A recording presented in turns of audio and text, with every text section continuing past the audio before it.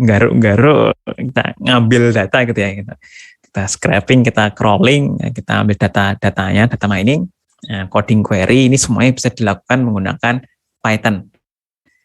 Di fungsi yang kedua, kita orang data science ya Bapak Ibu, di proses pre-processing. Jadi ketika kita mau seleksi fitur, kita mau mengubah-ubah datanya gitu ya, yang kemarin kita bahas masalah transform itu kita bisa lakukan di Python.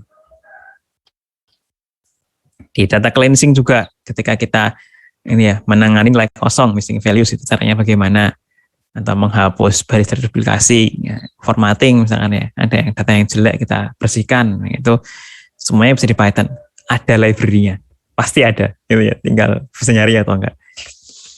Kemudian dan terakhir, ketika kita modeling gitu ya, kita pakai algoritma machine learning, mau klasifikasi, regresi, prediksi, clustering, itu semuanya bisa dilakukan di Python. Ini sudah di AI-nya sendiri itu juga Python sudah sangat bisa sekarang.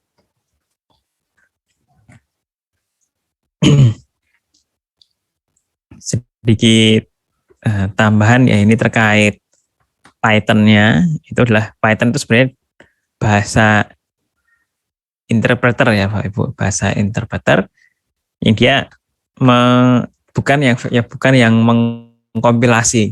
Jadi perbedaannya itu, kalau interpreter edit test bug gitu ya. Jadi debug, di run, di tes, kemudian kita running lagi, itu bisa langsung. Tidak perlu dikompil menjadi .exe, atau yang semacamnya. Nah itu mungkin Bapak Ibu juga lebih paham daripada saya terkait hal ini karena lebih berpengalaman ya. Kemudian ada dua mode Bapak Ibu di Python.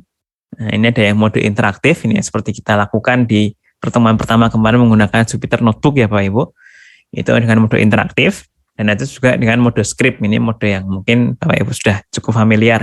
Kita run program gitu ya, kita run, ada scriptnya, ada dua mode ini. Nah kalau di mode script kita ada file atau source code kita menggunakan .py. Ini kita run di Python gitu ya, kita menggunakan Python interpreter, kemudian akan hasil outputnya. Mau dia berupa print, mau dia berupa apapun, nah itu kan hasilnya ya seperti itu gitu ya. Ini sedikit konsep Python. Kalau misalkan kita ada environment ya, ada REPL. Nah, ini bahkan kalau saya sendiri juga baru tahu di sini ya Bapak Ibu, ada konsep seperti ini. Nah, tapi ini juga mungkin good to know saja untuk FYI gitu ya. Ini ada proses read, ada proses evaluation, membaca code-nya, ada print gitu untuk mengoutputkan, dan ini mengulang. Nah, ini di loop ini semuanya di Python bisa, kira-kira seperti itu. Nah ini mungkin sedikit yang ingin saya ceritakan ya, ada tambahan yang tidak ada di sini. Di sini ada development environment yang paling mudah dan nyaman. Ini adalah pilihannya si penulis slide ya Bapak Ibu ya. Ada di akhir ini dari tim dari ITB. Ini beliaunya merasa nyaman dengan menggunakan Anaconda. Kalau Bapak Ibu sudah menginstal Anaconda, ini bisa di sini. Nah, library-nya juga sudah sangat banyak ya Bapak Ibu. Ini ada Miniconda. Miniconda itu versi kecilnya Anaconda ya. Jadi dia hanya ada isi Python interpreter dan Conda-nya saja. Jadi hanya dua ini. Nah, ini Conda ini apa? Nanti saya coba ceritakan. Ini Jupyter Notebook juga perlu diinstal. Jadi kalau Jupyter Notebook itu dia web based ya Bapak Ibu, berbasis web. Karena kalau lokal pun kita harus ngeran server di lokal ya. Kita run server lokal baru Jupyter Notebook-nya bisa berjalan. Jadi ini berbasis web. Ini kita aksesnya pun di browser ya Bapak Ibu. Itu Jupyter Notebook. Kemudian ini ada instalasi Python-nya. Ini ada Google Colab dan ada Notebooks Azure. Ini dari Microsoft Azure. Ini seperti Jupyter Notebook tapi versi online-nya. Nah, ini beberapa environment yang mungkin nanti kita gunakan ya Bapak Ibu, terutama untuk di pengerjaan tugas akhir. Ini kehendaknya Kominfo, kira-kira seperti itu, Kominfo dan tim. Nah, sedikit saya jelaskan ya Bapak Ibu. Tadi kan saya bilang ada 300.000 library. Nah, library itu sebenarnya disimpannya di mana? Nah, ada yang namanya itu repo Bapak Ibu, repository gitu ya. Dan itu Yang paling terkenal itu adalah dari pip. Jadi dari sebentar, ini di next. Oh, nanti ketika kita bahas library-nya kan ada contohnya. Jadi ada repository namanya adalah PyPI, PYPI. Di situ adalah repository, hampir semua library ada di sana. Jadi ada 300.000 itu library ada di PyPI itu tadi. Untuk menginstal ke kita, itu kita gunakan komennya pip. Jadi PIP, itu untuk menginstal library-library yang ada di repository PyPI. Nah, sekarang ada, itu kan repository ya, hanya semacam toko gitu, tempat gudang library, gudang yang nomor 1. Gudang yang nomor 2, ada yang lain, tidak hanya PyPI saja. Di Conda sendiri, Anaconda, mereka memiliki repository sendiri. Dan itu, kalau tadi di PyPI kita nginstalnya pakai pip, jadi pakai PIP gitu ya. Tapi kalau di Conda, kita nginstalnya pakai Conda, pakai CONDA. Jadi itu menggunakan aplikasi yang berbeda. Nah, seperti menggunakan aplikasi yang berbeda. Dan itu cukup berbeda ya. Sekarang kalau di kelas pagi tadi ada yang tanya, bedanya apa Pak? Antara kita gunakan pip dengan yang gunakan Conda gitu ya. Sebenarnya tidak jauh berbeda, hanya beda toko. Kasarnya seperti itu ya. Kalau di PyPI itu kita pakainya ya beda tempat ya. PyPI dan Conda itu beda tempat, beda server. Mereka tokonya beda, gudangnya beda, seperti itu. Terus perbedaan kedua adalah cara aksesnya, cara installnya. Kalau aplikasi PyPI ya pakainya pip. Misalkan gudangnya Tokopedia ya pakainya aplikasinya Tokopedia. Gudangnya Shopee ya pakai aplikasinya Shopee gitu ya. Jadi dua hal yang bisa jadi berbeda gitu ya.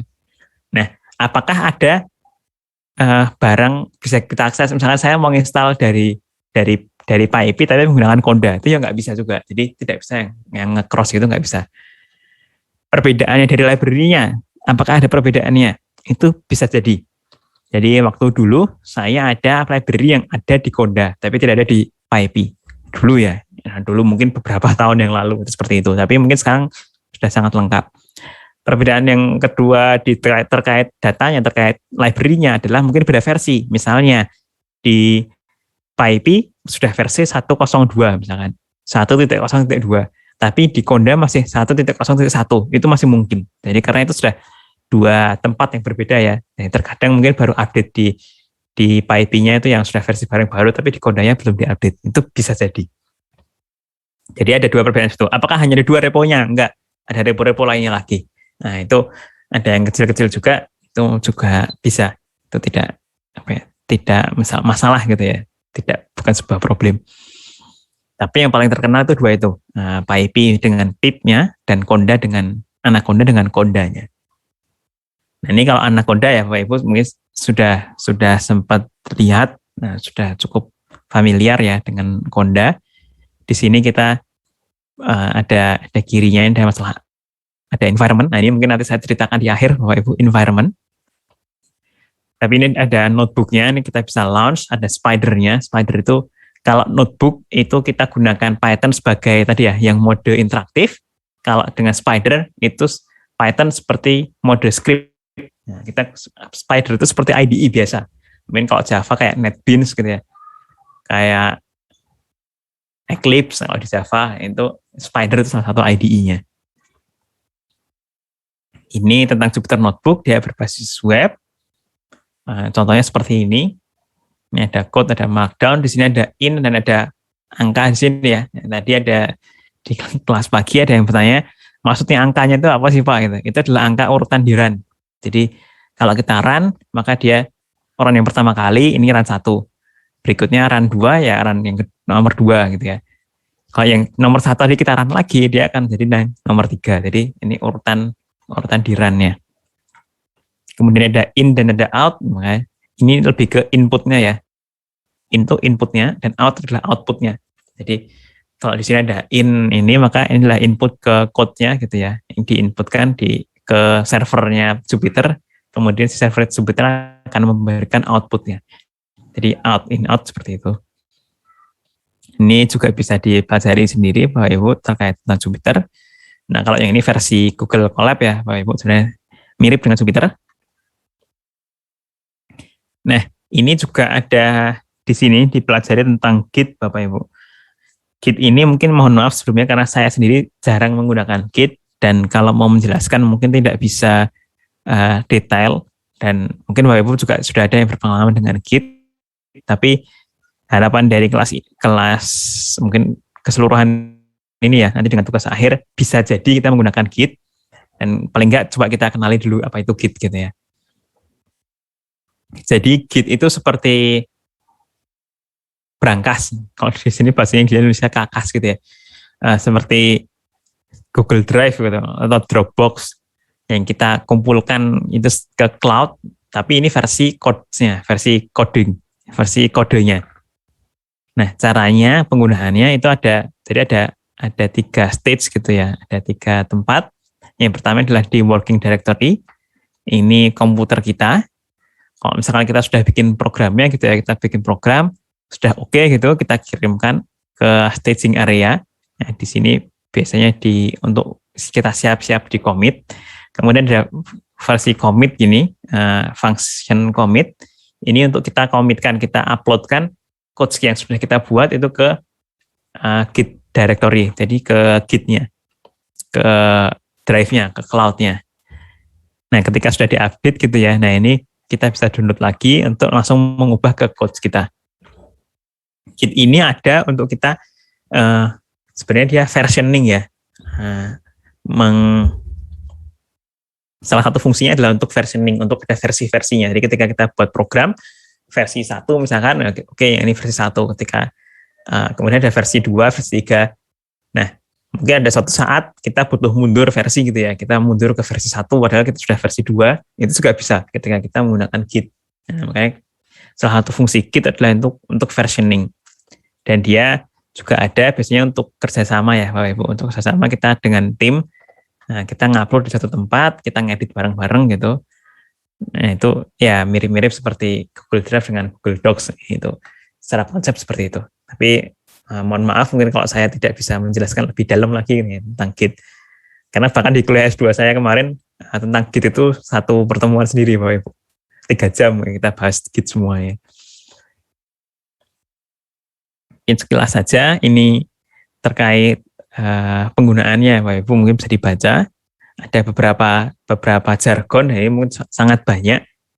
Tapi kalau dari saya ya FYI dulu, nah nanti untuk pembelajaran Git-nya bagaimana, sambil jalan Bapak Ibu mungkin bekerja akan menggunakan Git.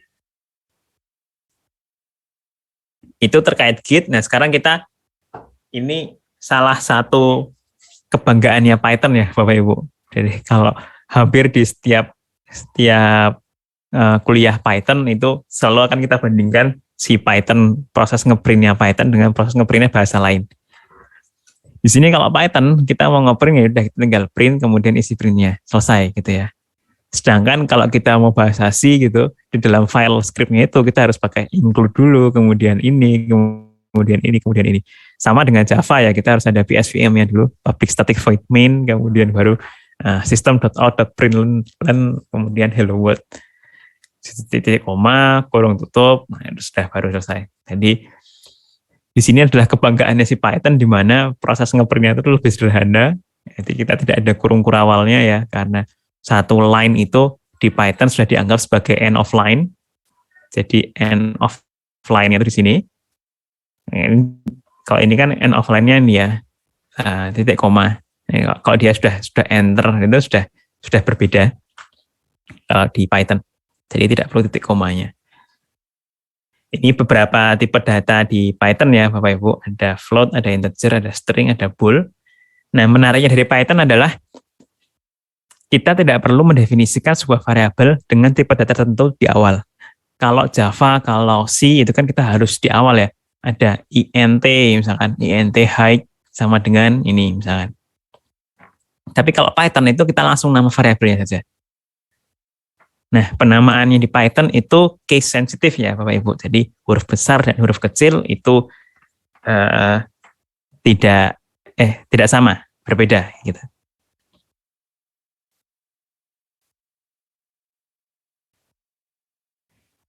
Oke, terus nah itu ada tambahan ya dari Pak Sadar ya di chat. Nah itu tambah informasi, monggo silakan Bapak Ibu dibaca. Tadi diisi, sekarang saya mau ngisi variabel ini dengan boolean kah, dengan string kah, dengan integer, mau dengan list, mau dengan apapun gitu ya, dengan objek apapun, ya udah kita tinggal nama variabelnya kemudian kita sama dengan kan. Jadi kita tidak perlu state di awal bahwa ini nanti akan isinya apa. Nah, kemudian kalau mau isinya ganti bisa nggak gitu ya. Awalnya height ini float gitu ya, kemudian saya ganti integer, itu ya nggak masalah. Tidak akan jadi error apapun gitu ya. Jadi si Python itu langsung dia diubah aja gitu data type-nya. Nah, ini adalah ada masalah kedua ya dengan yang standar kita kalau gunakan array di bahasa program manapun. Nah, ini kalau di Python itu kita gunakannya list, namanya adalah Python list. Ini contohnya seperti ini, Bapak Ibu. Di Python list ini lebih menariknya lagi ya di Python list. Mungkin kalau di tempat lain bisa jadi sering kalinya itu adalah satu list isinya data tipenya harus sama. Tapi kalau di Python itu bisa berbeda-beda. Ini bisa string, ini bisa float, ini nanti integer, ini bahkan list sendiri itu juga bisa. Ini string, ini objek lainnya itu juga macam-macam gitu. Bisa sekali di Python. Jadi sangat bebas ya. Kalau bahasa kita sekarang adalah kampus merdeka. Ini sangat merdeka sekali di Python. Ini bisa cukup banyak, terutama untuk isi listnya. Jadi ini sangat powerful.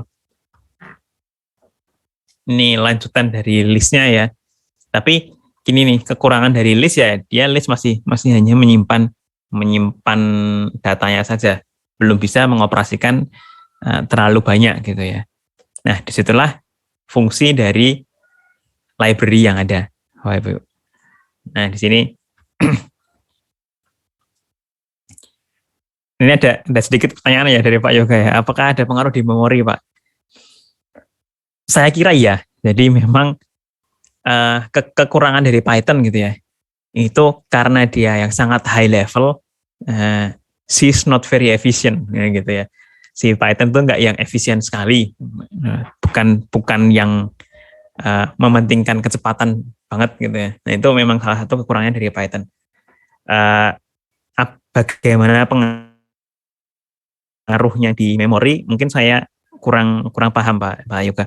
Tapi kemungkinan besar ya dari pengalaman saya itu memang ada pengaruhnya. Jadi akan cukup besar nanti. Tapi ya apa yang saya barusan bilang mungkin perlu diverifikasi lebih lanjut sih Pak Yoga. Dicoba cari sendiri terkait dari memorinya. Nah, untuk ini ya sekarang kita coba pahami terkait library-nya. Ini ada 6 contoh library yang akan kita bahas secara singkat ya Bapak Ibu. Dan ini nanti sesuai dengan tugas untuk yang hari ini. Jadi tugas hari ini,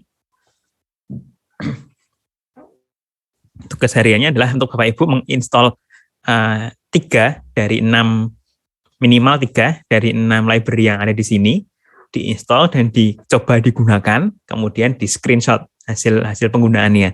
Jadi untuk tugasnya hanya seperti itu saja. Mirip seperti tugas pertama ya Bapak Ibu. Tugas pertama kan install Python, kemudian digunakan menggunakan Hello World.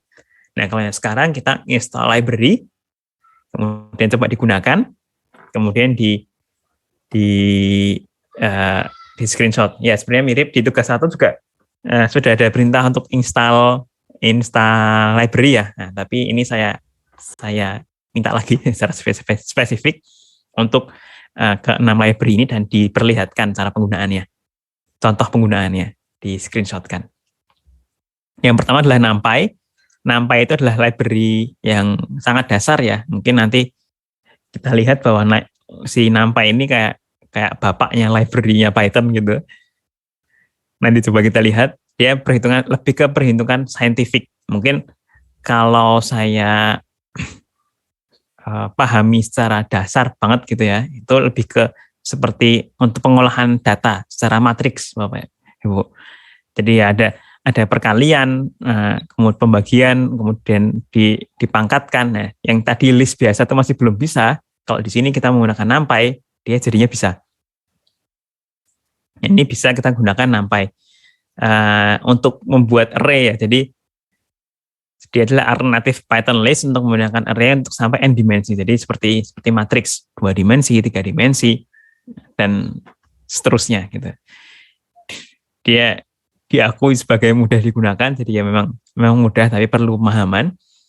Bersifat open source, ya open source. Tapi ini bukan bawaan ya Bapak Ibu, ini perlu diinstal terlebih dahulu. Cara installnya adalah kita menggunakan pip di sini. Nah, di Python-nya dibuka, kemudian kita install pip install NumPy. Nah, kemudian kita mau menggunakannya itu kita import di script-nya Python ya, script-nya Python .py adalah menggunakan import, kemudian nama library-nya. Nah, sebenarnya dua ini saja cukup, Bapak Ibu. Import NumPy sudah cukup. Nanti penggunaannya tinggal numpy.array misalkan. Nah, sekarang kenapa ada yang ini, SNP? Ini namanya adalah aliasing, Bapak Ibu. Kita mengaliaskan si NumPy dengan NP. Fungsinya adalah untuk memudahkan penulisan. Daripada saya nulis NumPy panjang-panjang di sini begitu ya. Ini kan lebih mudah menggunakan NP. Maka NumPy SNP, np.array gitu ya. np.array, np.apa itu akan lebih mudah. Kenapa harus NP? Apakah harus NP gitu ya? Secara teori enggak, Bapak Ibu. Aliasing kita sesuai dengan rule penamaan di Python. Nah, ini mungkin nanti coba saya sedikit intermezzo sedikit ya Bapak Ibu. Penamaan di Python itu ada aturannya. Aturannya adalah ini untuk penamaan semua ya, variabel kah, function, kelas, objek dan macam-macam itu penamaannya rule-nya sama. Yang pertama adalah hanya boleh mengandung huruf, angka, dan underscore. Sudah 3 itu saja. Itu rule yang pertama. Tidak boleh ada dan, tidak boleh ada garis miring, itu nggak boleh. Tidak boleh ada emoticon, itu jelas ya. Tidak bisa. Kemudian rule yang kedua adalah tidak bisa diawali dari angka. Jadi yang paling depan itu nggak boleh angka. Jadi misalkan 1, 2, 3, sebuah variabel, misalkan gitu ya, nama variabel itu nggak bisa. Karena di depannya harus huruf atau underscore-nya. Itu yang boleh di depan itu yang hanya itu saja. Dan itu sedikit intermezzo terkait tentang penamaan ya, naming. Dan itu juga sama, aliasing di sini itu kita tidak boleh melewati rule tadi, rule-nya si naming-nya. Oh, satu lagi. Tadi rule ketiga dari naming. Yang ketiga adalah tidak boleh sama seperti keyword yang dimiliki oleh Python. Jadi Python memiliki keyword-keyword yang mereka fix, tidak boleh diganggu-gugat. Contohnya adalah import. Import ini sudah fix ya, sudah akan digunakan memang fungsinya untuk import ini. Maka kalau itu digunakan sebagai nama, dia akan error, karena nggak boleh. Ada beberapa keyword itu sekitar 40-an kalau nggak salah, itu yang tidak boleh digunakan. Import dan s ini adalah salah satunya. Itu tidak boleh digunakan sebagai variabel, sebagai nama. Nah itu contoh ya. Jadi penggunaannya sekarang import NumPy, kembali ke sini SNP. Kenapa harus NP? Ini sudah standar di antara programmer ya Bapak Ibu. Jadi programmer sudah terbiasa, sudah setuju kalau kita import NumPy itu ya aliasnya adalah NP. Nanti ada contoh-contoh lain berikutnya. Nah, ini fungsinya NumPy ya Bapak Ibu, ini untuk pengolahan data, nanti isinya bisa dokumen, bisa gambar, bisa video, bisa suara, bisa angka, bisa teks. Tetapi sudah dilakukan transformasi ke dalam bentuk array atau matrix of number. Jadi kalau kita baca data-data ini tadi ya, sini itu kita ubahnya ke matrix of number. Nah, di NumPy masih seperti ini ya Bapak Ibu. Nah, kemudian kita lanjut dulu. Ini kalau salah satu contoh ya, kita menggunakan NumPy dengan 2 dimensi. Kemudian yang berikutnya yang kita pelajari adalah SciPy. Jadi apa sih itu SciPy? Itulah library ya masih yang bersifat open source Kemudian dia isinya adalah ini untuk algoritma numerik, Bapak Ibu. Dia isinya adalah algoritma numerik untuk kita memproses sinyal, mengoptimasi, ada proses-proses statistika, dan ada beberapa library dari Matplotlib yang dimasukkan. Dan si SciPy ini, dia bergantung dengan NumPy. Jadi, si SciPy membutuhkan NumPy array. Nah, ini sebuah ketergantungan ya, Bapak Ibu, yang saya bilang tadi. Si NumPy itu, dia bapaknya library, karena dia dipakai di banyak library lainnya. Untuk install, dia seperti ini. Ini contohnya hanya seperti ini saja. Yang ketiga, Bapak Ibu, library ketiga yang kita pahami adalah Pandas. Jadi ini adalah singkatan dari panel data. Ini library yang digunakan untuk data structure and data analysis. Jadi lebih ke data strukturnya. Kalau tadi di NumPy itu kan hanya angka ya, dan angka matriks mungkin. Itu mereka lebih terkenal di sana. Tapi kalau Pandas itu isinya bisa lebih bervariatif. Bisa list, bisa string, ya, seperti itu ya. Dia juga open source, dia juga sangat berkaitan dengan NumPy, Bapak Ibu. Ini juga pakai NumPy. Kemudian kalau mau install ya pip install Pandas, kemudian import Pandas. Nah ini aliasing yang juga sudah umum digunakan, SPD. Jadi Pandas itu PD. Ini kegunaannya Bapak Ibu untuk data wrangling ya. Untuk reshape kita ganti ukurannya, ada join split, ini mirip seperti tabel gitu ya, tabel, ada cleansingnya juga. Jadi ketika kita mau melakukan cleansing misalkan ke satu row data, kita tinggal panggil sekali aja gitu. Oke, ini diaplikasikan ke semua row-nya ya, itu juga bisa untuk menghapus data duplikat dan macam-macam. Nah, fungsinya sangat banyak sekali di Pandas. Ini salah satu contohnya ya Bapak Ibu. Jadi di sini kita gunakannya NP array. Jadi ini benar-benar penggunaan NumPy ya Bapak Ibu. Ini kalau satu dimensi seperti ini, kalau dua dimensi seperti ini masih mirip seperti NumPy. Ini contohnya ya, contoh sampel. Dan ini isinya bisa bermacam-macam. Ada stringnya juga. Jadi di Pandas bisa agak bermacam-macam. Ini contohnya juga ya, kita membaca CSV atau Excel, itu kita bisa gunakan Pandas. Itu ada methodenya, ada functionnya. Contohnya ya, ini adalah tabel dari CSV-nya. Kemudian ini hasil kalau dimasukkan ke dalam Pandas. Nah, kira-kira seperti itu. Ini juga salah satu contohnya ya, kita hanya ngakses kolomnya ya. Ini kolom ngakses kolom negara gitu, caranya seperti ini. Nah ini kalau misalnya kita ngakses yang ibu kotanya, jadi yang di sini dan yang di sini tadi ya.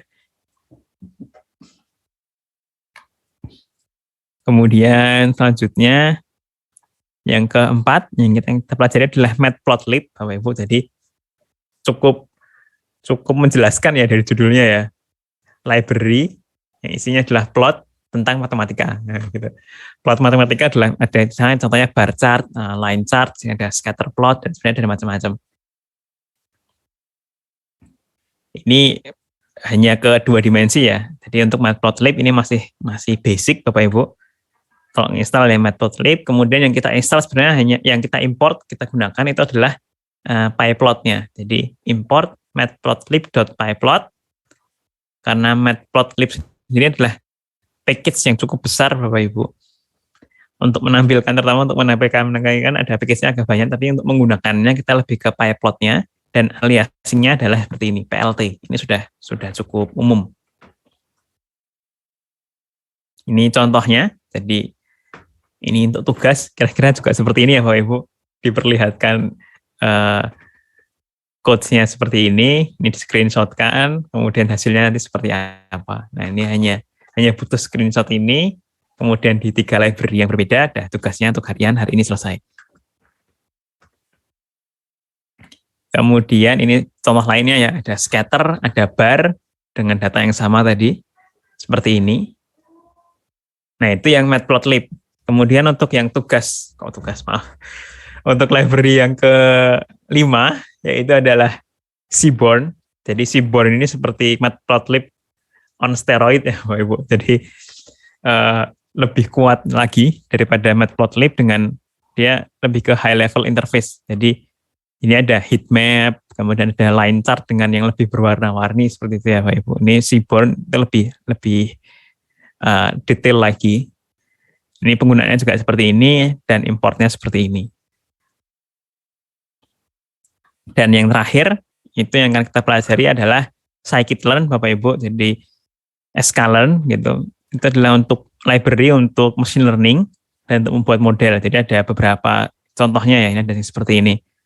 Ini sudah sangat AI sekali. Mau pakai SVM kah, mau pakai neural networks, itu dengan sklearn sudah bisa. Biasanya k-means atau clustering, dan untuk matriksnya, untuk pembentukan confusion matrix itu juga sepertinya bisa. Ini ya berisi fungsi-fungsi matematis, terutama juga sekarang dipakainya untuk machine learning-nya. Ini installnya semuanya menggunakan pip, kemudian ini ketika import. Ini nggak ada aliasing tertentu ya untuk sklearn Bapak Ibu. Jadi ini masih bebas, silakan. Oke, mungkin kira-kira itu Bapak Ibu yang bisa saya sampaikan terkait materi untuk hari ini. Coba saya simpulkan ya, kita sudah membahas Python dan keunggulan Python dibandingkan dengan pemrograman lain sebagai tools untuk data science. Kemudian kita juga sudah pahami beberapa jenis Python ya, baik yang offline, ini maupun yang berbasis web, ya, dari Jupyter Notebook atau Google Colab. Kemudian kita juga sudah mengenali, kita sudah kenal beberapa ya, ada 6 library yang cukup sering digunakan Bapak Ibu. Tapi sebenarnya kalau nanti untuk tugas akhir Bapak Ibu pakai misalkan TensorFlow atau Keras atau PyTorch itu juga sangat dipersilakan. Mungkin itu ya Bapak Ibu terkait materi kali ini. Untuk tugas harian sekali lagi sudah ada di LMS, deskripsinya juga sudah ada di sana. Kalau mungkin ada pertanyaan bisa ditanyakan di Telegram atau di hari ini. Itu adalah Bapak Ibu silakan memilih minimal 3 ya, minimal 3 dari ke-6 library ini diinstal kemudian digunakan. Nah, ini mirip seperti tugas 1, tinggal di kayak coba hello world-nya masing-masing ya. Tadi kayak Matplotlib itu dicobakan, kemudian di screenshotkan hasilnya, di submit di LMS. Minimal 3, boleh ke 6-6-nya boleh gitu. Jangan banyak-banyak Bapak Ibu, nanti kasihan yang ngoreksi ya. Mungkin itu saja yang bisa saya sampaikan. Kemudian saya masuk ke sesi diskusi. Bapak Ibu silakan kalau ada yang mau ditanyakan terkait materi atau selama ini atau mau sharing-sharing juga silakan. Monggo. Oke, makasih banyak Pak Sikri. Jangan banyak-banyak ya. Berarti mau install TensorFlow itu Kak? Jangan ya, kalau saya. Ya, mungkin yang dari 6 tadi dulu aja, Bu. Oke, makasih Pak. Ya. Oh ya, itu ada tambahan ya dari Pak Sadar di chat gitu. Untuk yang Koda itu pakainya installnya seperti itu. Nah, ini untuk cari tahu sebenarnya library ini installnya gimana caranya, itu sebenarnya kalau di library-library yang sudah terkenal ya, misalnya seperti scikit-learn atau Pandas atau NumPy, itu mereka punya website-nya sendiri. Ya, tinggal di googling saja, kemudian di googling nanti ada opsinya untuk installnya. Mau menggunakan pip atau menggunakan Poda, itu sudah ada sintaksnya gitu ya. Itu tinggal kita copy paste, kemudian kita runningkan di Python kita. Uninstallnya gimana Pak? Uninstallnya itu ada juga Pak. Jadi di pip itu ada cara uninstall, mungkin bisa dilihat di webnya ya Pak untuk uninstall. Itu sebenarnya tinggal ganti installnya jadi uninstall. Standarnya kayak gitu. Jadi kalau pip install Pandas misalkan, ya udah tinggal pip uninstall Pandas. Kira-kira seperti itu Pak. Sebentar. Monggo, kalau ada yang mau ditanyakan tadi didiskusikan.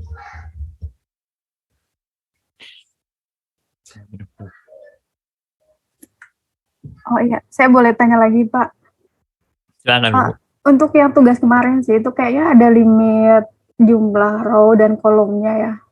Untuk misalnya data yang saya submit itu nantinya lebih dari 5 row atau berapa kolom gitu, tidak apa-apa, Nggak masalah, Bu. nggak masalah ya. Oke, itu aja. Ya, Thanks. oke. Oke, Mbak Rian bertanya di chat ya. Yang dimaksud environment di Python itu maksudnya bagaimana? Oke, tadi ada ya di Anaconda. Bapak Ibu kalau misalnya dilihat Anaconda, coba lihat sini. Saya share lagi sebentar.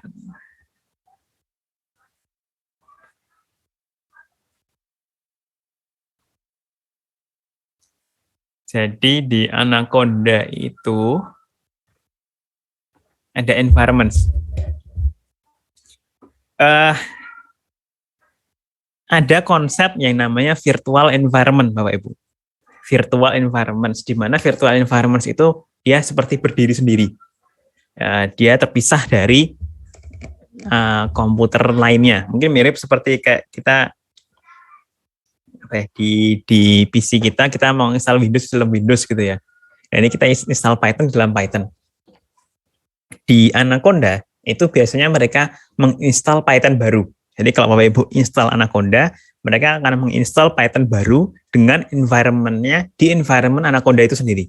Jadi Anaconda punya environment sendiri, dan ini Python, misalkan Bapak Ibu install Python sendiri, nah itu sudah di dua tempat yang berbeda.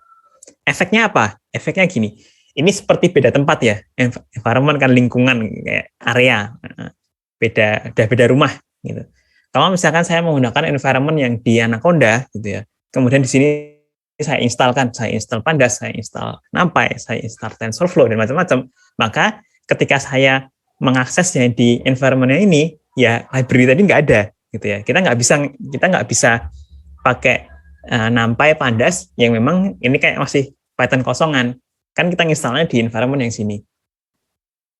Nah, kalau di Anaconda itu biasanya sudah langsung ada virtual environment-nya. Di virtual environment-nya si Anaconda itu sendiri. Kalau kita install apa-apa, kalau di sana. Kalau mau di-delete, ya udah tinggal kita delete. Mau bikin baru, environment baru, oke, bisa. Nah, itu bisa diakses di environment-nya si Anaconda ini. Kita tambah-tambahkan. Misalnya ya Pak Ibu, kegunaannya untuk apa? Misalnya kalau memang saya butuh environment yang ada TensorFlow-nya, tapi saya butuh environment yang tidak ada TensorFlow-nya, misalnya. Sengaja memang mungkin biar efisien ya, library-nya yang ini cukup yang sedikit-sedikit saja. Nah, makanya kan ketika ada kebutuhan seperti itu, kita butuh ada dua environment. Nah, ini nanti bisa digunakan untuk di project-projectnya. Oh, saya pengen yang ada TensorFlow-nya, ya udah saya mainnya pakainya yang environment yang ada TensorFlow-nya. Kegunaan yang kedua adalah kalau misalnya gini, kita sudah kebanyakan install ya Bapak Ibu, kebanyakan install macam-macam gitu, kemudian cukup berat. Kalau mau kita hapus, ya udah ini tinggal kita hapus saja environment-nya. Itu sudah juga sangat memudahkan. Misalnya kita mau ganti, oke, saya tahun ini develop deep learning-nya udah cukup lah, yang tahun depan enggak kok gitu kan. Ya udah tinggal kita hapus environment-nya, kita install Python baru, selesai. Dan itu di virtual environment tidak mempengaruhi sistem ya, terutama di Unix gitu. Di Unix kan terkadang kita sudah terinstall Python ya Bapak Ibu, butuh untuk digunakan di OS-nya. Nah, kalau kita uninstall kan terkadang bisa jadi error gitu ya. Sedangkan kalau di virtual environment, kalau sudah terpisah ya, kalau mau kita hapus ya udah hapus saja. Tidak akan berpengaruh ke program-program lainnya. Mungkin itu dari masalah environment ya Pak Rian ya. Ini kalau di Anaconda kita bisa buat dengan mudah. Kalau di command prompt macam-macam saya sepertinya bisa juga, cuman saya agak lupa. Tapi saya biasa menggunakan IDE-nya JetBrains, jadi yang PyCharm itu juga cukup mudah. Monggo silakan ketika ada pertanyaan lagi mungkin. Atau yang ingin didiskusikan, ingin di-sharingkan, silakan. Kita masih ada waktu setengah jam Bapak Ibu. Coba kita ngobrol-ngobrol.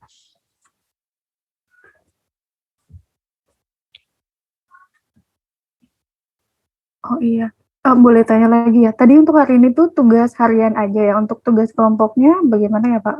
Oh iya, untuk tugas kelompok Bapak Ibu, di LMS juga sudah saya tuliskan ya. Nah, dituliskan Mbak Sherin sih. Sudah dituliskan, sudah kami tuliskan. Itu untuk mencari masalah. Jadi silahkan di kelompoknya bikin kelompok sendiri. Ya, maksudnya bikin grup Telegram sendiri ya Bapak Ibu di kelompoknya, diskusi agar lebih lebih intens. Itu silahkan cari masalah Bapak Ibu. Dicari masalah yang kira-kira ingin diselesaikan dengan solusinya data science. Kemudian masalah itu dideskripsikan. Jadi sudah sesuai yang ada di LMS ya Bapak Ibu sekalian. Ya, dicari masalahnya dengan data yang dimiliki dia dari tim ya. Jadi satu tim, satu kelompok itu kita cukup satu masalah saja Ibu. Jadi tidak perlu ada 3 masalah yang misalnya dari 3 orang atau 4 orang, nggak perlu 4 masalah, hanya satu saja. Oke, saya ambil kesimpulan ada masalah, kita propose solusinya. Begitu ya, Pak? Belum sampai terlalu solusi, Bu. Jadi kita lebih problemnya aja. Ya, problemnya dulu dideskripsikan sedetail mungkin gitu. Ini masalahnya sebenarnya apa sih? Kenapa ini bisa terjadi? Apa aja data yang berpengaruh di sini? Nah, mungkin belum sampai ke nanti ini kita gunakan algoritma apa. Ya kalau sedikit boleh lah, tapi kalau kita belum sampai detail ke sana. Oke, berarti background ya. Mungkin saya boleh nanya dulu ya. Just in case nanti ternyata salah gitu. Misalnya kan ada problem di lung cancer nih, atau kanker paru. Kemudian nanti problemnya tentang segmentasi gitu kan. Segmentasi image. Kemudian nanti misal ada 4 klasifikasi tuh, atau 4 apa tuh, ada ground truth apa segala macam. Berarti cukup itu aja. Dan problem yang akan coba di-solve adalah gimana memprediksi itu dengan tepat di sana. Itu udah cukup. Benar. Dari situ sebenarnya sudah cukup ya, itu tapi masih sangat minimal Bu. Oh gitu. Nah, maksudnya gini, sekarang misalkan deskripsi per kelasnya. Tadi kan ada 4 kelas ya. Yang maksudnya kelas 1 itu apa, maksudnya kelas 2 itu apa. Ya, lebih ke latar belakang juga. Ini kenapa harus ada kita klasifikasikan. Nah, kenapa sih harus ada klasifikasi gitu. Itu juga mungkin perlu didetailkan lebih sedikit. Ya, misalnya untuk membantu tugas radiologis tuh dalam memprediksi segmentasi. Benar, itu kan apakah tumor atau tidaknya, apakah ada COVID atau tidaknya. Seperti itu ya. Benar Ibu. Jadi dari deskripsi itu tambahan tadi ya, kita bisa tahu usernya siapa. Ternyata usernya adalah radiologi, bukan dokter. Nah, itu kan bisa kita lihat di situ. Jadi dideskripsikan sedetail mungkin lah. Oke, jadi misalnya membantu radiologis untuk memprediksi itu agar lebih cepat gitu ya. Oke. Kasih Pak. Sama-sama Ibu. Silakan Bapak Ibu yang lain.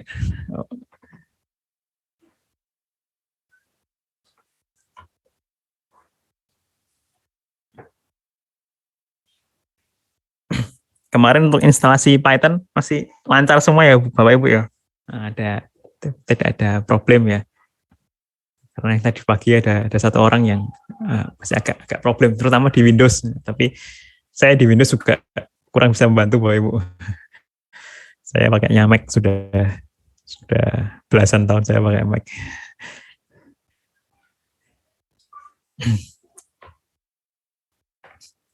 Aman ya, lancar ya. Karena juga untuk materi yang sekarang ini masih cukup simpel. Mungkin saya Pak, sedikit Pak. Enggak Pak, Yoga. Silakan. Supaya nggak kosong aja. Jadi kan hari ini kita temanya kan membahas tentang kelebihan Python. Kalau saya balik gimana Pak? Gimana tentang peluang atau kira-kira tantangan Python terhadap data science ke depannya ini seperti apa? Lalu kelemahan Python-nya apa, misalnya di mobile programming dan sebagainya gitu Pak. Mohon bisa dijelaskan, mungkin Bapak punya pengalaman seperti apa. Kira-kira gitu Pak. Oke, terima kasih. Terima kasih Pak. Oke, kalau misalkan masalah Python ya, juga saya barusan ingat tadi di kelas pagi sempat ditanyakan gitu. Bisa nggak sih Python itu one one language for all gitu ya. Ya jawabannya masih nggak bisa gitu ya.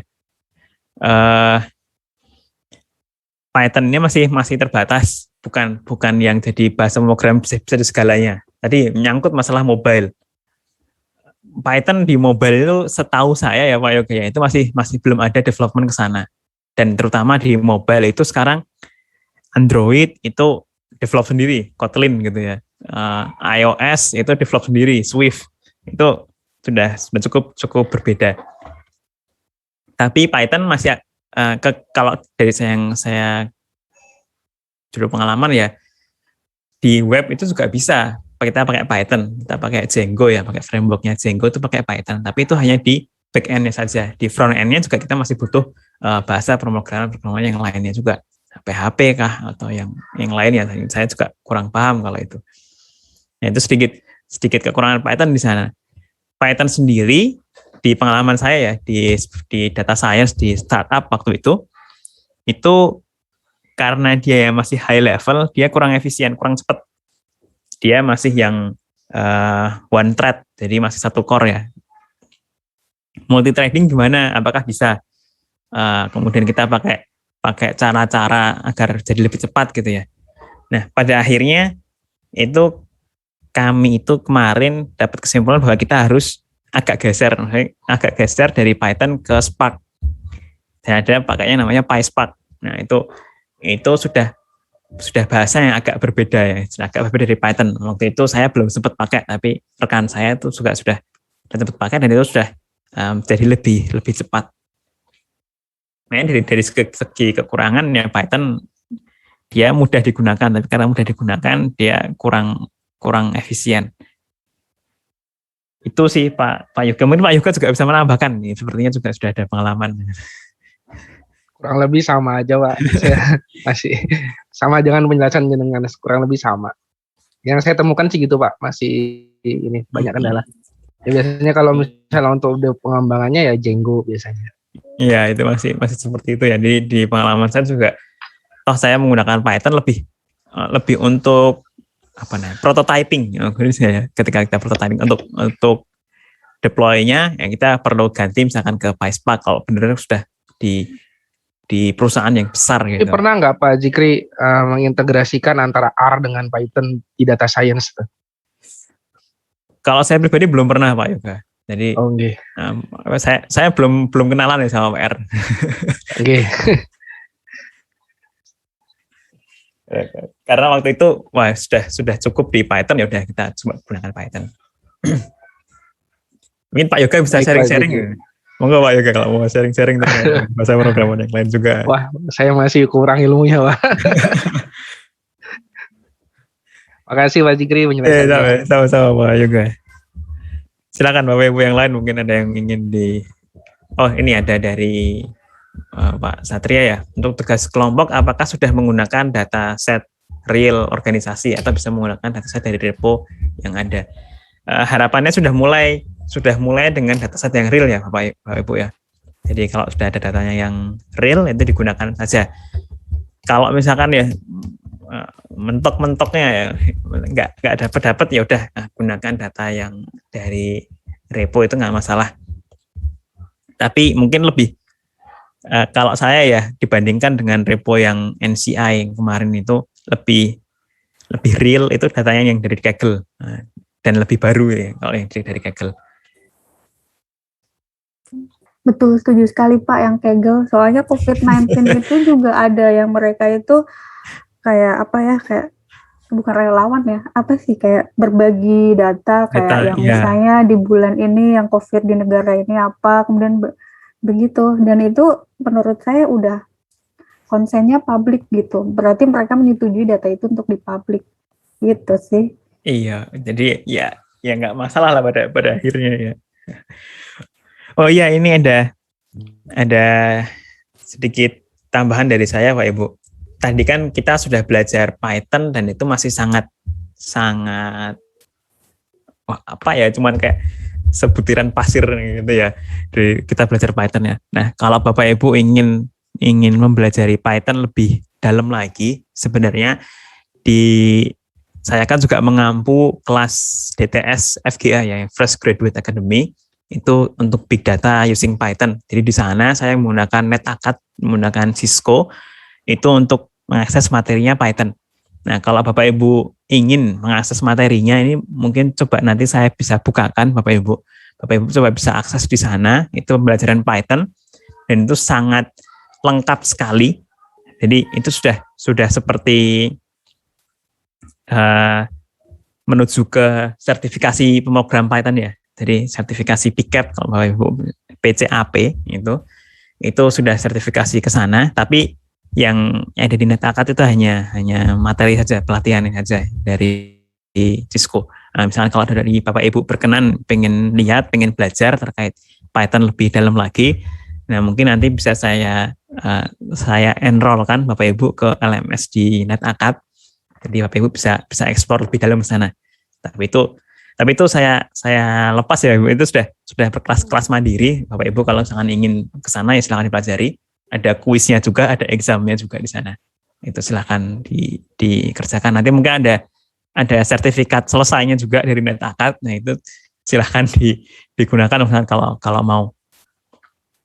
Itu nanti saya mungkin dari Mbak Sherin akan bantu sharing Google Sheets ya Bapak Ibu di Telegram. Nanti silakan Bapak Ibu mengisikan itu. Kemudian di minggu depan mungkin di hari Senin atau hari Selasa mungkin. Hari Senin juga saya agak penuh. Hari Selasa coba saya masukkan Bapak Ibu ke NetAcad-nya. Jadi harap mengisi Google Sheets-nya sebelum hari Selasa. Akhir Pak Zikri. Mungkin OOT Pak. Ini terkait ini juga. Terkait data lah sebenarnya. Ini masalah yang masih di pikiran saya ini terkait data scraping atau crawling. Nah misalnya kalau kita scrape data kan nggak harus di sosial media, bisa aja kita ke web kan dan lain sebagainya. Benar. Nah masalahnya itu Pak, saya pernah nemu artikel, apakah memang itu nanti masalahnya ke ini ya, ke kepemilikan data, apakah kita dianggap mencuri data orang atau gimana ya, itu satu. Dan itu nanti apakah kalau kita nanti angkat jadi riset, bisa nggak digugat orang gitu lah terkait hak cipta datanya kita scraping dari sumber-sumber lain, kira-kira gitu Pak Zikri. Oke. Pengalamannya bisa di-share ke saya. Mantap Pak Yoga, ini pertanyaan yang masih ditanyakan ya juga ya. Jadi sedikit sharing terkait masalah privasi data atau hak kepemilikan data pada akhirnya ya. Ini sebenarnya masalah ini sudah agak lama ya Pak Yoga ya. Kayak data program bajakan gitu. Program bajakan itu kita boleh nggak sih sebenarnya? Kan itu ada aja yang free maksudnya ada di upload di mana juga bisa kita ambil gitu. Apakah itu etis atau enggak? Nah, itu juga sebuah pertanyaan yang masih sulit dijawab. Tapi masih abu-abu gitu ya. Nah, sekarang kalau masalah terkait scraping ngambil data gitu. Itu sampai sekarang itu masih abu-abu, tapi lebih cenderung ke boleh, Pak. Karena data yang sudah ada, misalkan data di website berita gitu ya, itu kan juga data yang sudah publish. Itu anggapan kami waktu itu ya, kami di startup dan kami sebagai dosen di UGM juga itu masih lebih ke nggak masalah karena itu data yang memang sudah umum, sudah keluar gitu. Tapi sekarang ada loh beberapa proses di perusahaan tertentu ya, mungkin terutama di Facebook, di Instagram itu untuk mencegah scraping terjadi gitu ya. Karena mereka ingin mencoba ini biar nggak terjadi gitu ya, biar nggak diambil. Ya, usaha dari perusahaan itu hanyalah mencoba untuk biar nggak di scraping dengan caranya misalkan kita kalau scraping gitu kan kita kayak pakai robot ya Pak. Jadi di next ambil itu kan ada polanya. Nah, ketika dapat pola seperti itu biasanya langsung diblok di blok koneksinya gitu oleh si aplikasi, oleh Facebooknya. Jadi kalau waktu itu kami di tim startup itu mau ngambil data dari Facebook, itu kita juga terkendala ya. API-nya Facebooknya susah dipahami, kita mau scraping juga 10 menit running langsung selesai gitu ya, langsung Iya, Pak. diberhentikan. Nah itu ya agak susahnya di situ. Tapi Kalau kalau Twitter masih kebuka ya Pak ya? Twitter lewat API-nya masih mudah, Pak. Masih ya, aman ya. Masih mudah kalau Twitter. Di YouTube juga API-nya sudah ada untuk ngambil komennya ya, Pak. Ngambil komen dan ngambil title-nya itu masih aman lah. Tapi Facebook tuh agak susah. Facebook, Instagram itu agak susah. Nah, kalau masalah untuk digunakan untuk riset ya Pak Yoga ya. Ini bahkan ada dosen di ilmu komputer UGM itu yang memang dia ngeriset untuk scraping, Pak. Jadi bagaimana untuk nge-scrap data dari mana itu ada. Bahkan itu ada riset dan itu masih boleh, dan sejauh ini tidak ada, setahu saya ya Pak, itu dosen masih aman-aman saja, tidak yang digugat oleh perusahaan mana, itu juga sejauh ini nggak masalah. Karena memang datanya data yang publik ya Pak. Tapi kalau data private itu sudah hal lain lagi. Dulu gitu Pak, saya pernah diskusi sama Pak Ismail Fahmi yang dari UI itu kan, dia bikin drone emprit itu pernah digugat dia Pak karena ngambil data scraping itu. Oh iya, karena udah terkenal ya, jadi ya itu ini sih. Ini sebenarnya kalau usaha kami ya waktu di startup kemarin, sebenarnya saya pribadi pengen gitu ini kerjasama kita dengan tim lawyer, tim pengacara, untuk dari tim hukum lah, untuk masalah scraping ini tuh sebenarnya gimana. Dan paling enggak kalau kita mau, terutama di startup ya, kalau masalah seperti ini ya kita harus di masalah hukum juga bagaimana. Apakah bisa atau enggak? Kalau misalkan bisa ya berarti harus sesuai dengan hukumnya itu. Jadi kalau digugat ya kita bisa balas gitu ya, kira-kira seperti itu. Iya Pak. Tapi ya, kalau di akademisi sendiri, saya kemarin barusan baca ya di komisi etik, mungkin di komisi etiknya Bapak di Universitas Bapak Ibu juga ada solusi untuk masalah itu. Gitu sih Pak Yoga, kira-kira gitu ya. Iya Pak Zikri, terima kasih banyak. Sama Pak Yoga, terima kasih. Bu Sita monggo. Iya, maaf ya Pak. Kalian soalnya saya ini kan memang kayak ajang yang pas banget nih ketemu dengan data science beserta mentornya.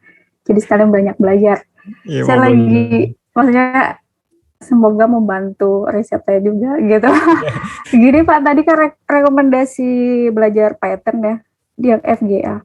Kemudian mungkin ada rekomendasi atau referensi untuk yang Python khusus medical record, medical imaging gitu nggak? Yang dari Indonesia mungkin gitu. Sedikit sneak peek ya Bu Sita ya. Kita di ilmu komputer UGM, di Departemen Ilmu Komputer dan Elektronika sekarang sedang mengusahakan ada kelas deep learning Bapak Ibu, kelas deep learning dari NVIDIA. Jadi kita lagi mengusahakan kerjasama dengan NVIDIA untuk mengadakan kelas deep learning. Jadi kita mau ada 3 kelas. Kelas deep learning, kelas data science, dan kelas deep learning in healthcare. Nah, deep learning in healthcare itu isinya mungkin seperti yang Bu Sita inginkan ya, deep learning itu dengan image processing yang khusus untuk healthcare. Nah, itu mungkin di sana nih, mungkin di akhir tahun nih Ibu, kalau misalnya jadi ya proses kita ada itu, kami dari UGM akan mengabarkan, dan mungkin dari Bapak Ibu juga sekalian itu akan ada. Itu yang satu Bu, sneak peek ya dari kami. Tapi kalau dari yang lainnya untuk Indonesia sendiri saya belum lihat Ibu untuk khusus untuk yang healthcare ya. Mungkin kalau misalkan Ibu mau explore ke seperti Coursera dan macam-macam, sepertinya ada Ibu. Ada banyak Pak, di MIT banyak, di Stanford banyak. Cuma saya perlu kayak komunitas Indonesia gitu. Saat ini kan saya juga sedang studi di luar ya. Ya materinya in English apa segala macam sih. Jadi ya just in case ada in Indonesia komunitas itu kayak diskusi kayak mungkin akan lebih enak mungkin gitu. Mungkin ini Bu. Di UGM ya, di ilmu komputer itu ada pakarnya biomedical bioinformatics. Nah, namanya Bu Afia Hayati, itu kepala lab kami. Sekarang kan di UGM juga lagi ada lagi mau bikin conference, international conference terkait yang biomedical dan bioinformatics. Nah itu juga dari Bu Afia Hayati, mungkin bisa kontak langsung ke Bu Afia Hayati Bu kalau misalkan mau cari komunitasnya gitu. Oke, thank you Pak. Makasih banyak. Nanti pokoknya kalau ada info-info yang tadi itu yang sneak peek tadi boleh diinfoin ya. Makasih Ya, Pak. sama-sama Ibu. Jadi kalau misalkan ini kami juga, karena kami juga cari peserta ya Bu ya, sama-sama nanti coba kami emailkan ke email Bapak Ibu yang terdaftar di sini kalau misalnya ada Oke. kesempatan itu. Mas Zikri, Monggo Bu Peti. kemarin itu saya bersama teman-teman yang dalam satu kelompok itu membicarakan masalah tugas besar dan tugas harian per orang ya dan tugas per kelompok. Saya ingin minta penjelasan apakah tugas harian per orang dengan tugas besar itu sebenarnya selaras gitu. Jadi maksudnya gini, seperti tugas kemarin itu kan untuk per orang itu disuruh untuk contoh data ya, 2 data gitu. Nah kemudian di tugas kelompoknya disuruh mengambil salah satu data. Nah itu apakah diambilnya dari tugas harian teman-teman dalam satu kelompok itu kemudian diambil salah satu atau tugas yang terpisah gitu. Pada akhirnya nanti tugas harian itu mendukung tugas kelompok juga atau seperti apa? Mohon penjelasan. Oke, terima kasih Bu Peti.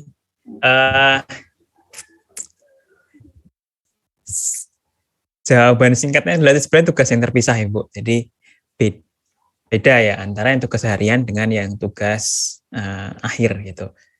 Tugas harian itu berfungsi sebagai menjadikan pemahamannya Bapak Ibu sekalian gitu. Kita untuk memperdalam pemahaman Bapak Ibu terkait materi yang ada. Dan itu tidak harus digunakan sebagai tugas akhir. Misalkan tadi ya data yang tadi kan ada 2. Itu kan data 2 boleh yang secara simpel sekali. Kemarin ngomongin tentang agent ya, tentang agent apakah akan dipakai ya enggak juga, tapi hanya membantu ke pemahaman Bapak Ibu terkait materi yang sudah disampaikan. Nah, di mana pemahamannya itu kemudian akan digunakan untuk Bapak Ibu mengerjakan tugas akhirnya. Jadi dari segi datanya, mungkin contoh-contohnya itu boleh berbeda. Kalau boleh berbeda, berarti kan juga boleh sama, itu juga tidak masalah ya Bu. Jadi kira-kira seperti itu. Nah, masih 2 tugas yang berbeda yang terpisah, bukan yang komplementari gitu ya. Tapi kalau misalkan mau menggunakan resource yang sama, itu saya persilahkan. Iya, makasih banyak. Kemudian ini sebentar satu lagi tentang tugas yang kemarin itu kan yang disuruh mencari contoh dari data itu. Kalau saya dapatkan misalnya dari semacam laporan Badan Statistik Nasional itu tidak apa-apa ya? Saya cantum. Apa-apa Ibu. Tidak apa-apa. Makasih banyak ya Pak. Ya, sama-sama Ibu Peti. Oh, sama ini ya, mungkin kalau setelah kami diskusikan di tim UGM itu untuk membahas tugas harian di kelas live seperti ini mungkin kurang efektif, tapi setiap tugas harian akan coba kami komen ya Bapak Ibu di LMS-nya. Jadi ketika ada komentar apa, kami dari evaluasi apa, dan dari kami itu kami tuliskan nanti di LMS-nya. Jadi karena keterbatasan waktu juga dari kami di live ini karena sini lebih enak untuk diskusi, ada pertanyaan, nah kita gunakan waktunya untuk itu. Mungkin kayak gitu.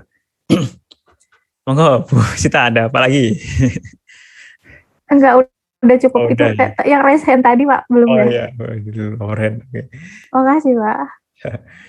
Sama-sama. Silakan Bapak Ibu yang lain mungkin ada yang ingin didiskusikan, mungkin kalau ada yang ingin didiskusikan. Kita masih ada waktu 15 menit. Mungkin kalau sudah tidak ada ya kita bisa cukupkan.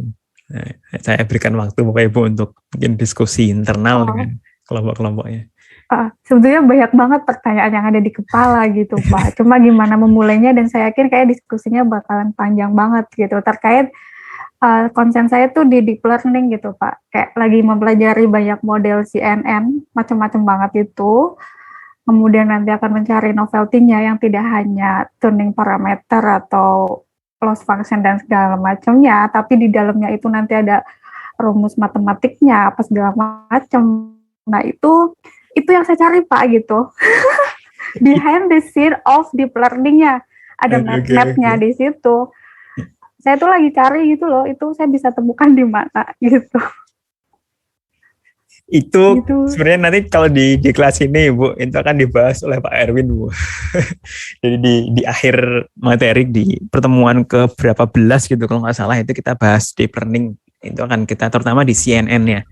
Tapi kalau misalkan sampai waktu itu mungkin belum ada jawaban ya. Mungkin dari Pak Erwin belum bisa memberikan jawaban. Mungkin saya juga bisa bantu sedikit-sedikit sih. Tapi ya memang ya kalau di deep learning ini agak panjang ceritanya Bu. Panjang sekali, Pak. Gak cuma agak ya Bu. Enggak cuma agak, panjang banget, Pak. Iya, menarik Ibu. Ya itu memang jadi problem kita ya, problem kami juga pakai deep learning. Ini sedikit curhat ya Pak Ibu. Ada beberapa jurnal itu yang sudah tidak menerima kalau kita hanya pakai deep learning, ya dipakai saja. Oh yo, ini nggak ada unik-uniknya, ini bukan AI, yang deep learning tinggal pakai gitu ya. Itu bahkan ada yang jurnal seperti itu gitu. Ini cerita-cerita dari dosen-dosen saya, oh ada ya. Makanya untuk mencari tadi yang masalahnya Bu Sita tadi benar, mencari keunikannya di deep learning itu seperti apa, bagaimana pengembangannya itu, ya itu sudah sepenelitian sendiri Bu. Betul sekali. Ini nggak apa-apa ya kalau saya banyak ngobrol di sini yang lainnya.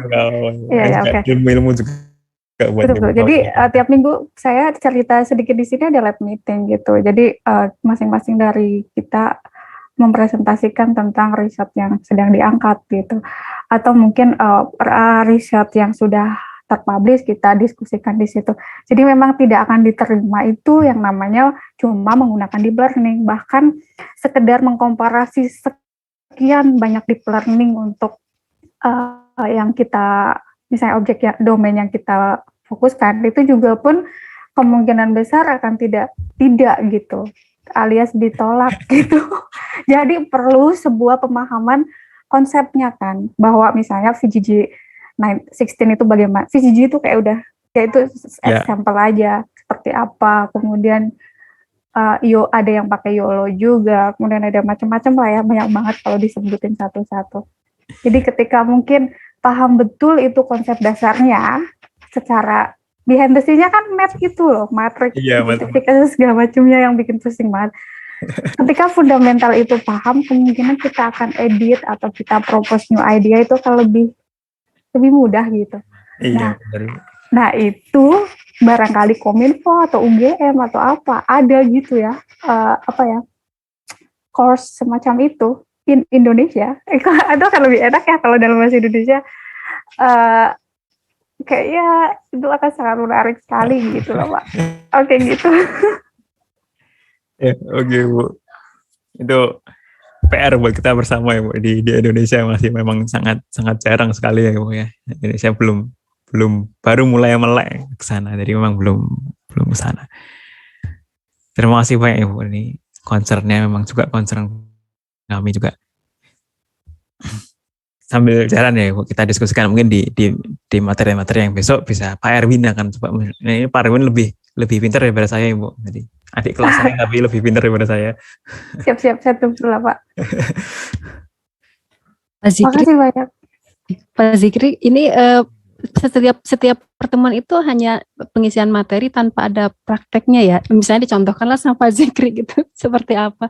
Mungkin di sini juga banyak yang belum punya ini background yang ada di data mining, data knowledge. Ya, untuk sementara sih karena mungkin beberapa di sini ada lebih ke teori sih Bu Peti ya, dari kami dari pusatnya Kominfo itu memang lebih ke teori dan praktiknya lebih ke mandiri sih. Iya. Tapi kami usahakan Bu, kalau misalkan emang ada yang perlu dipraktekkan coba kan kita praktekkan. Boleh. Makasih banyak Bapak. Sama-sama ya Bu. Oke, mungkin itu dulu ya Bapak Ibu ya, karena ini mungkin masih 10 menit, tapi mohon maaf sekali, ini saya masih ada rapat Bapak Ibu dari Minggu di jam 12 harusnya, dan saya juga mungkin nanti perlu sholat zuhur juga. Mungkin saya cukupkan sekian Bapak Ibu. Mungkin tetap saya stay di sini, kalau ada pertanyaan terkait di sini nanti coba saya jawab, atau mungkin kalau tanya silakan di Telegram saja. Tapi saya coba tetap stay di sini mungkin sampai jam 12.15 kalau ada pertanyaan yang perlu dibicarakan. Mungkin itu saja dari saya Bapak Ibu. Sekali lagi saya terima kasih atas perhatiannya. Mohon maaf kalau misalkan saya penjelasannya agak kurang mengenakan, kurang paham dari buat Bapak Ibu.